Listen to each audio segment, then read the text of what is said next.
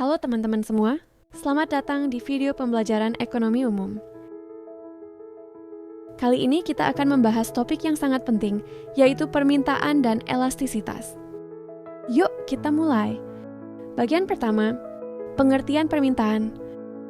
Teman-teman, dalam ilmu ekonomi, permintaan berarti jumlah barang atau jasa yang ingin dan mampu dibeli oleh konsumen pada berbagai tingkat harga dalam suatu periode waktu tertentu. Nah, dua kata kuncinya adalah ingin dan mampu. Kalau seseorang hanya ingin tapi tidak mampu membeli, maka itu belum bisa disebut sebagai permintaan. Permintaan sama dengan keinginan ditambah kemampuan membeli.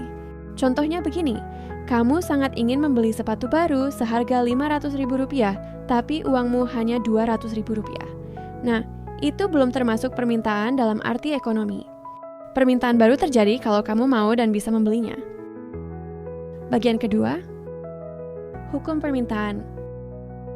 Selanjutnya, mari kita pahami hukum permintaan. Hukum permintaan menyatakan bahwa jika harga suatu barang naik, maka jumlah barang yang diminta akan turun. Sebaliknya, jika harga turun, maka jumlah yang diminta akan naik. Dengan catatan, faktor-faktor lain dianggap tetap. Misalnya, ketika harga ayam naik dari Rp30.000 menjadi Rp40.000 per kilogram, banyak orang mengurangi pembelian ayam dan beralih ke ikan. Nah, inilah contoh nyata dari hukum permintaan. Bagian ketiga, faktor-faktor yang mempengaruhi permintaan. Ada beberapa faktor yang mempengaruhi permintaan, diantaranya yaitu: yang pertama, harga barang itu sendiri. Jika harga turun, maka permintaan akan naik, begitu juga sebaliknya. Kedua, tingkat pendapatan. Makin tinggi pendapatan, biasanya permintaan juga meningkat.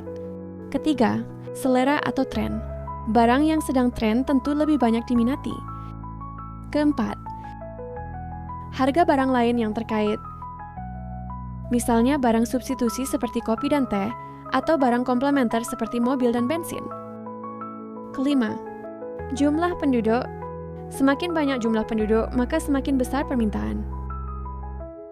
Keenam, perkiraan harga di masa mendatang. Jika orang memprediksi harga suatu barang akan naik, maka mereka akan membeli lebih banyak di masa sekarang. Bagian keempat, pengertian elastisitas permintaan. Sekarang kita masuk ke bagian yang lebih seru, yaitu elastisitas permintaan. Elastisitas permintaan mengukur seberapa besar perubahan jumlah barang yang diminta akibat perubahan harga barang tersebut. Rumus untuk menghitung elastisitas permintaan yaitu: elastisitas permintaan sama dengan persentase perubahan jumlah yang diminta dibagi dengan persentase perubahan harga. Nilai elastisitas ini menunjukkan apakah permintaan itu sensitif atau tidak terhadap perubahan harga. Kalau sedikit saja harga berubah dan jumlah yang diminta langsung berubah besar, berarti permintaannya elastis. Tapi kalau harga berubah banyak tapi jumlah yang diminta cuma berubah sedikit, berarti permintaannya inelastis. Bagian kelima, jenis-jenis elastisitas permintaan. Ada 5 jenis elastisitas permintaan yaitu: 1. Elastis sempurna.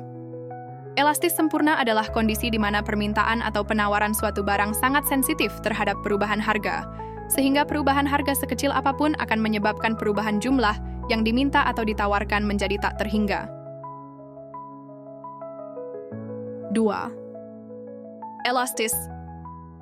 Elastis adalah kondisi dalam ekonomi di mana permintaan terhadap suatu barang atau jasa sangat sensitif terhadap perubahan harga, sehingga perubahan harga sekecil apapun akan menghasilkan perubahan jumlah permintaan yang lebih besar.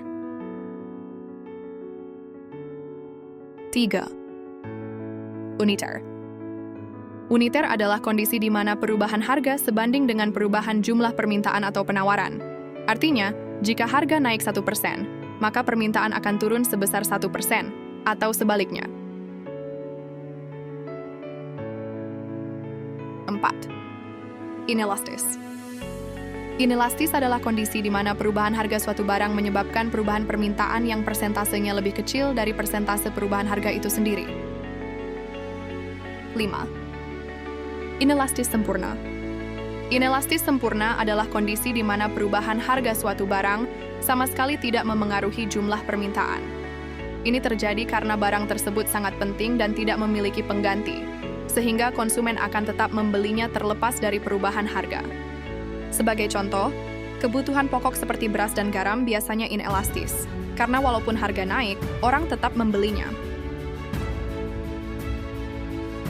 Sebaliknya, barang mewah seperti mobil atau pakaian bermerek lebih elastis terhadap perubahan harga. Bagian keenam, pentingnya memahami elastisitas. Kenapa elastisitas ini penting?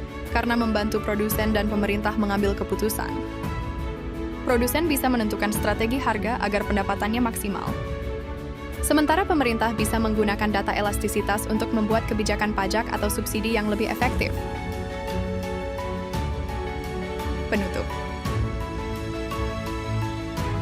Jadi teman-teman, hari ini kita sudah belajar tentang pengertian permintaan, hukum permintaan, faktor yang memengaruhi permintaan, dan elastisitas permintaan. Semoga penjelasan ini membantu kalian memahami konsep dasar ekonomi dengan lebih mudah. Terima kasih telah menonton.